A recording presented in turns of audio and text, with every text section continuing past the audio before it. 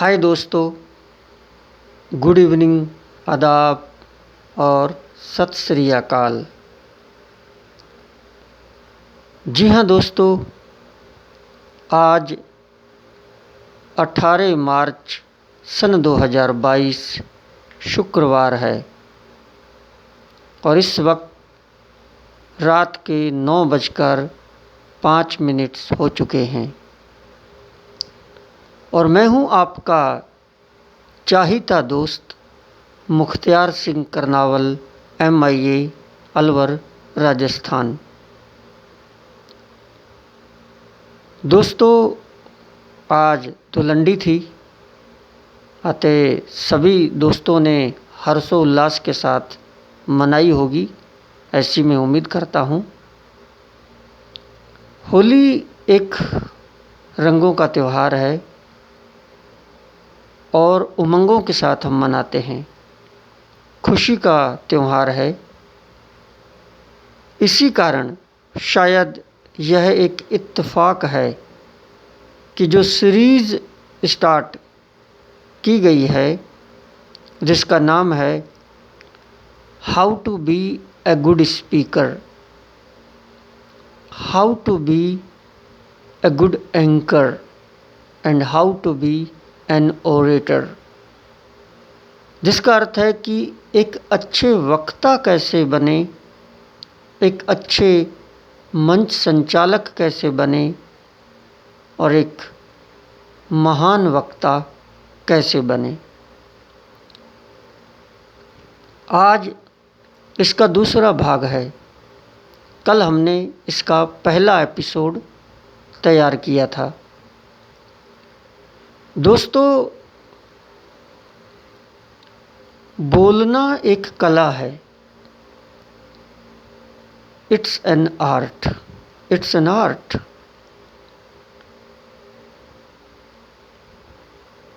कहते हैं कि बोलने की ऐसी कला आपके अंदर हो,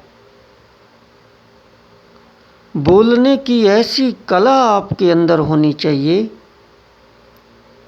कि लाखों लोगों की भीड़ मजबूर हो जाए आपको सुनने के लिए।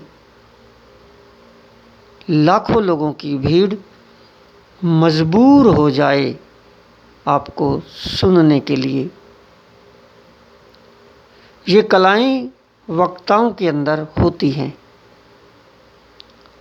हम जानते हैं कि स्वामी विवेकानंद जी, जो एक महान वक्ता हुए, जिन्होंने पूरे यूरोप को और अमेरिका को हिला दिया अपनी बोलने की कला से। हमने कल कई वक्ताओं के बारे में बात की, जिसमें हमारे प्रधानमंत्री नरेंद्र मोदी जी के बारे में बात की, योगी जी के बारे में बात की, कई अच्छे वक्ताओं की हमने, अटल बिहारी वाजपेयी, अरविंद केजरीवाल की हमने बात की, अमीन श्यामी जो विविध भारती के उद्घोषक हैं उनकी बात की, यूनुस खान की बात की, अशोक शरीन की बात की जो वॉइस ऑफ अमेरिका के उद्घोषक हुआ करते थे। एक ममता सिंह का हमने नाम लिया जो विविध भारती में सखी सहेली कार्यक्रम की उद्घोषक भी हैं। और ममता सिंह बहुत पहले एक और ममता सिंह जो थी वो वॉइस ऑफ अमेरिका जो रेडियो था उसकी अनाउंसर थी, न्यूज़ सुनाया करती थी। तो दोस्तों, ये सभी लोग अपने बोलने की कला से बहुत आगे बढ़े। इन्हीं में हमने रेहान फजल का नाम कर लिया। रेहान फजल BBC के अंदर वर्षों से काम कर रहे हैं और आज भी उनका जो विवेचना कार्यक्रम आता है, माइंड ब्लोइंग, ज़बरदस्त। तो दोस्तों, ऐसे ही हमने कल बहुत सारे वक्तों की बात की, मैं आज भी करूँगा।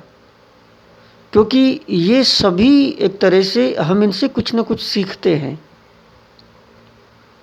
हम लोगों को ऑब्जर्व करते हैं और ऑब्जर्व करके कुछ सीखते हैं। ठीक इसी प्रकार जो बराक हुसैन ओबामा थे, अमेरिका के राष्ट्रपति, मुझे आज भी याद है कि सन 2008 में जब वो इलेक्शन लड़ रहे थे खुद अपनी पार्टी के अंदर, उस समय मैं बीबीसी सुनता था और टीवी भी देखता था। तो बीबीसी पर ये बताया करते थे कि 80 से 90 लाख लोगों की भीड़ उनको सुनने के लिए इकट्ठी होती थी, जगह कम पड़ जाती थी। आप इमेजिन नहीं कर सकते कि 80 से 90 लाख जो सर्वे करने वाले हैं वो हैरान हो गए थे कि ऐसी भीड़ आज तक किसी भी वक्ता को सुनने के लिए उन्होंने नहीं देखी। 80-90 लाख जनता का इकट्ठा होना किसी को सुनने के लिए, इट मैटर्स ए लॉट, बहुत बड़ा अर्थ रखता है। तो बराक हुसैन ओबामा एक महान वक्ता थे, इसी वजह से आज भी हैं। वो यूएसए के राष्ट्रपति बने। भारत की बात करें, मैं कल नाम लेना भूल गया, नवजोत सिंह सिद्धू। नवजोत सिंह सिद्धू भी एक बहुत अच्छे वक्ता हैं, माइंड ब्लोइंग, मतलब कॉमेडी भी करते हैं और मस्त बोलते हैं, मज़ा आ जाता है उनको सुनकर। ये बात अलग है कि वो इलेक्शन हार गए हैं। अभी जो पंजाब में विधानसभा के इलेक्शन हुए थे उसमें वो हार गए हैं और आम आदमी पार्टी की एक कैंडिडेट है वो जीत गई हैं। वो बात अलग है, वो करिश्मा है केजरीवाल का।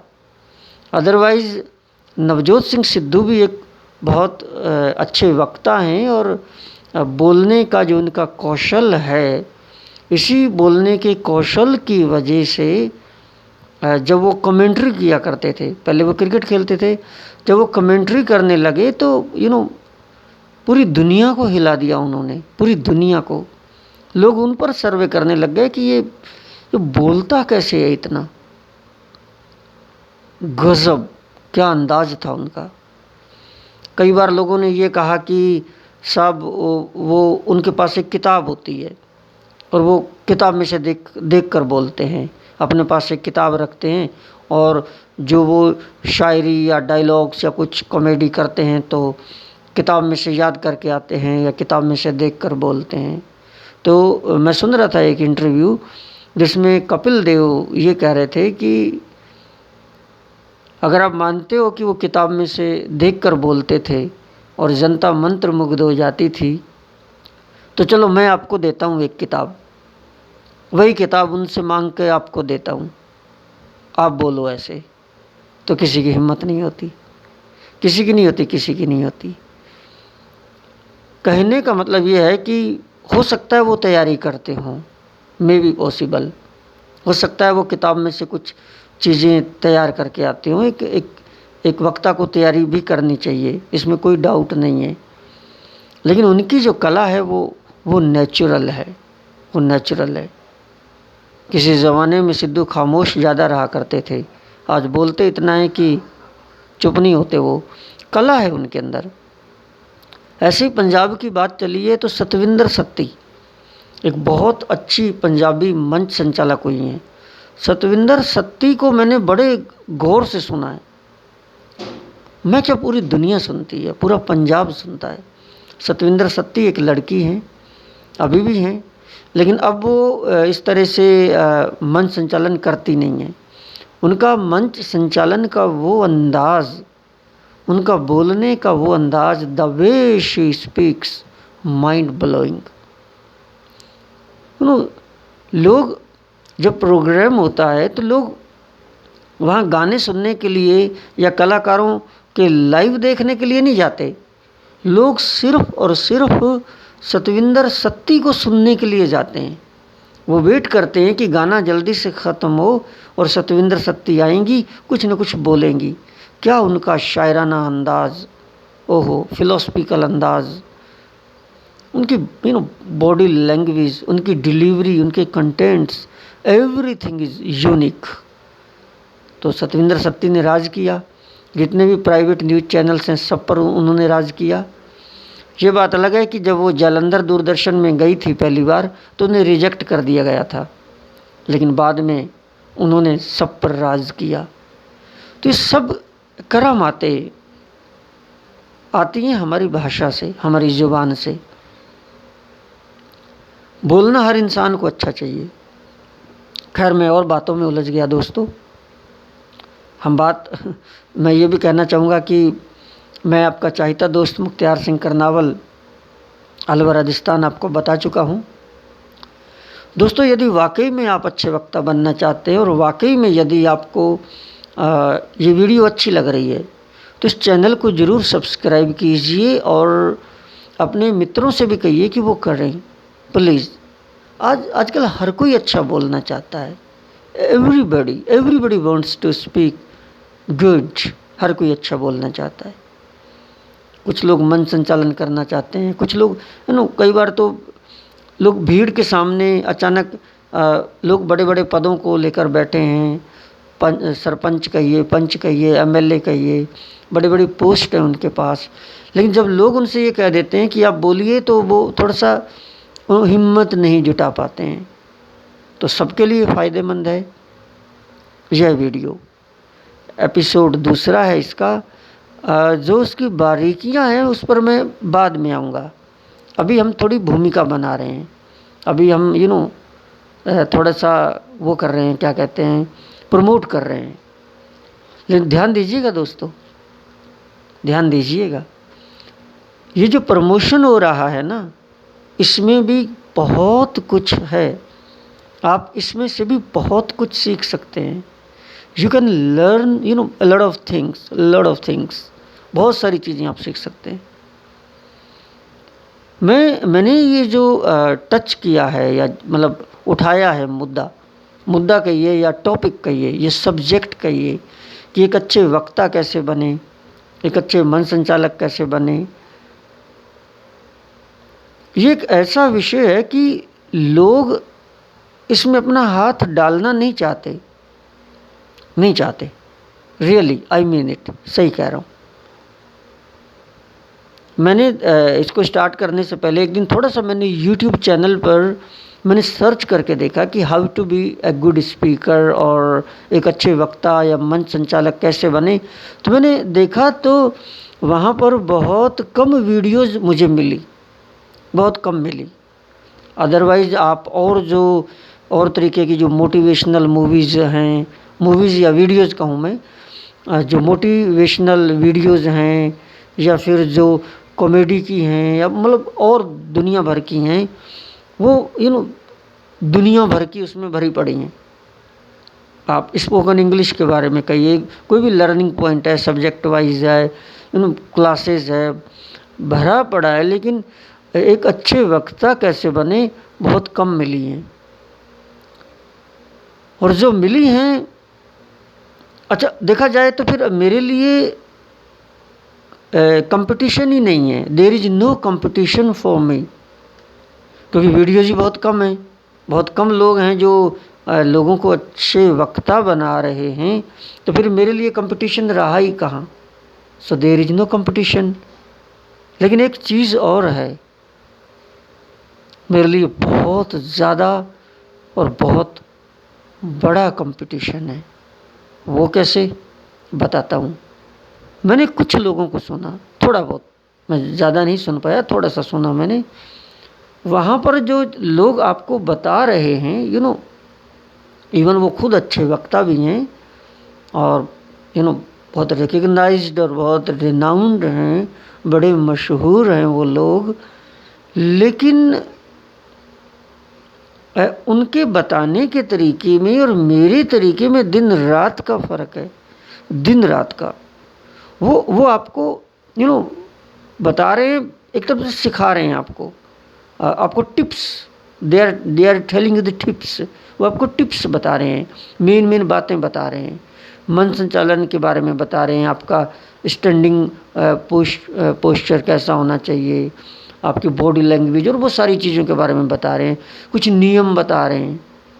एक तरह से रटी चीज़ें रटवा रहे हैं आपको वो। लेकिन मेरा तरीका बिल्कुल अलग है, टोटली डिफरेंट। मैं तो ऐसे आपसे बातें कर रहा हूँ, I am just talking to you. अभी तक मैंने कुछ भी नहीं बताया आपको कि हमें कौन से टिप्स का पालन करना है, नथिंग, नॉट एट ऑल, कुछ भी नहीं बताया। मैं तो सिर्फ आपसे बातें कर रहा हूँ, I am just talking to you. मैं तो आपसे इंटरेक्ट कर रहा हूँ।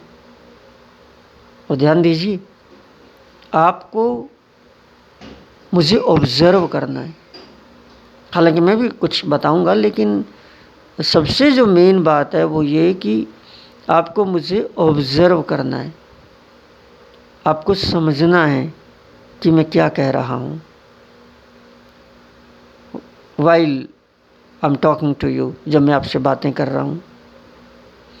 अब बहुत सारी चीज़ें, बहुत सारी कलाएं मुझे ऑब्जर्व करते करते सीख जाएंगे। While observing you will learn a lot of things. बहुत सारी चीज़ें, बहुत सारी चीज़ें मैं एकदम नेचुरल तरीके से बताऊंगा आपको। अब देखिए, मेरे पास कोई किताब नहीं है, कोई कुछ नहीं है, मैं कोई देख कर नहीं बोल रहा हूँ, मेरी कोई ऐसी तैयारी भी नहीं है, मैं तो वैसे ही बोल रहा हूँ। I am just speaking.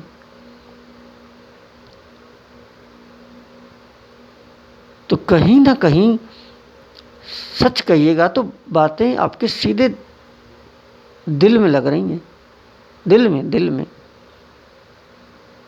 Secret राज बता देंगे, वो भी बताएंगे। कुछ नहीं छुपाऊंगा, सब कुछ बताऊंगा, सब कुछ बताऊंगा, सब कुछ बताऊंगा।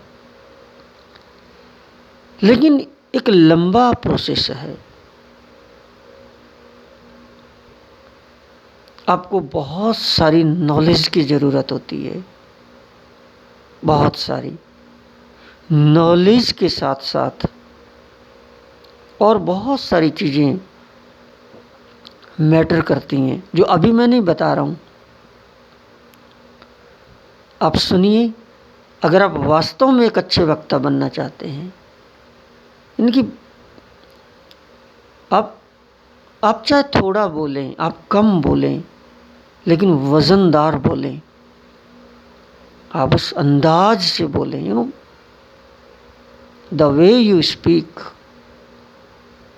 वो अंदाज, जिस अंदाज से आप बोलें, फिर मंच संचालक को ये ना कहना पड़े कि तालियां बजाओ आप। मैं कल भी यही बात कह रहा था।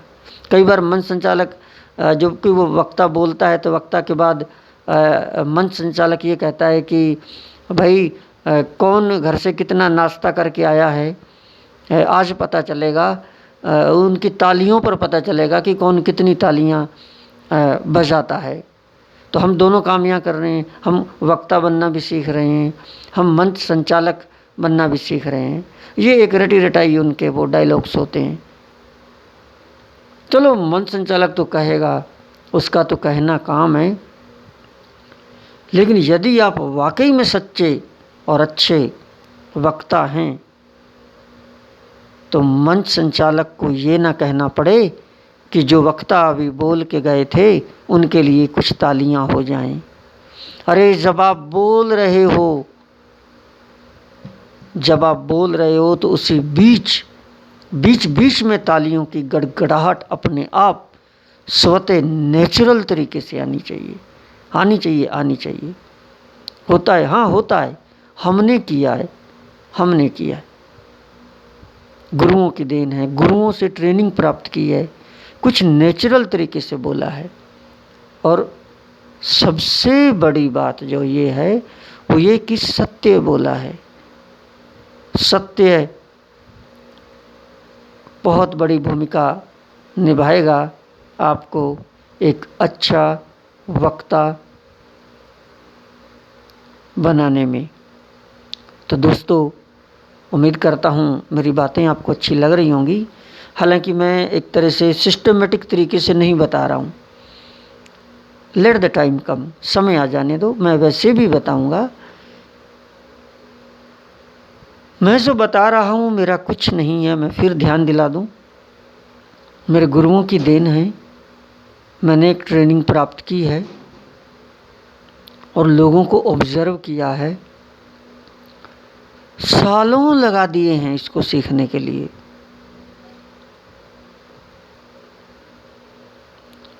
करीब मैं कहूँ तो अब अगर मैं कहूँ तो सन 2000, वैसे तो बचपन से स्टार्ट हो जाता है सारा, लेकिन फिर भी जहाँ तक मैं अगर जाऊँ तो सन 2004 से, सन 2003 या 4, तो सन 2004 से लेकर और सन 2011-12 तक 8 साल लगातार मैंने ट्रेनिंग प्राप्त की है, दिन रात प्राप्त की है मैंने इन्हीं चीज़ों को सीखने के लिए, और अप्लाई भी किया है इन्हें।